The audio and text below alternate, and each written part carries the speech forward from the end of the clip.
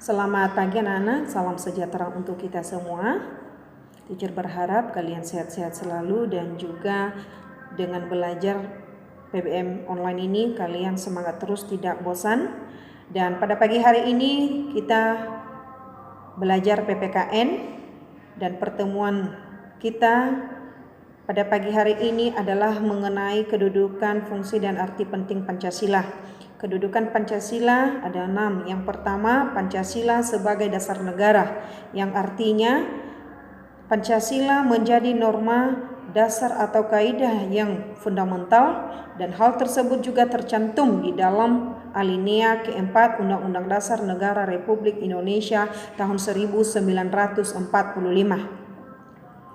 yaitu di sana dinyatakan, maka disusunlah kemerdekaan kebangsaan Indonesia itu dalam suatu Undang-Undang Dasar Negara Indonesia yang terbentuk dalam suatu susunan negara Republik Indonesia yang berkedaulatan rakyat dengan berdasarkan kepada ketuhanan yang Maha Esa, kemanusiaan yang adil dan beradab, persatuan Indonesia, dan kerakyatan yang dipimpin oleh hikmat kebijaksanaan dalam permusyawaratan perwakilan, serta mewujudkan suatu keadilan sosial bagi seluruh rakyat Indonesia. Itulah arti penting atau arti dari kedudukan sebagai dasar negara. Yang kedua, kedudukan Pancasila adalah sebagai pandangan hidup bangsa. Artinya, pandangan hidup merupakan cara pandang, pedoman dan arahan bagi seorang untuk memandang diri sendiri dan menentukan hidupnya. Itulah arti kedudukan Pancasila yang kedua atau sebagai pandangan hidup bangsa.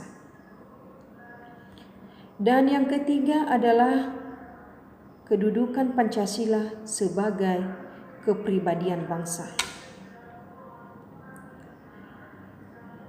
Sebagai kepribadian bangsa artinya Pancasila yang menjadi dasar negara merupakan jiwa dan kepribadian bangsa Indonesia yang memberikan contoh dan ciri khas serta membedakan dengan bangsa lain. Misalnya gotong royong yang diyakini oleh Insinyur Soekarno sebagai hal yang harus ada dan menyemangati bangsa Indonesia. Dalam tindakan gotong royong terdapat nilai-nilai kekeluargaan dan juga kerjasama yang khas serta merujuk pada kepribadian bangsa Indonesia. Itu adalah arti dari kedudukan Pancasila sebagai kepribadian bangsa. Dan yang keempat, kedudukan Pancasila sebagai perjanjian luhur rakyat. Pancasila sebagai perjanjian luhur rakyat artinya Pancasila sebagai perjanjian luhur rakyat dipandang sebagai suatu perjanjian yang disepakati bersama oleh seluruh rakyat Indonesia dan harus diamalkan serta dilestarikan. Jadi perjanjian sebagai perjanjian luhur juga dipandang sebagai kesepakatan bersama para wakil-wakil bangsa Indonesia dalam sidang BPUPKI dan PPKI. Mudah-mudahan anak-anak kami tidak lupa apa itu BPUPKI dan apa PPKI, dan juga apa dalam bahasa Jepang BPUPKI dan juga PPKI. Selanjutnya, kedudukan Pancasila sebagai sumber dari segala sumber hukum.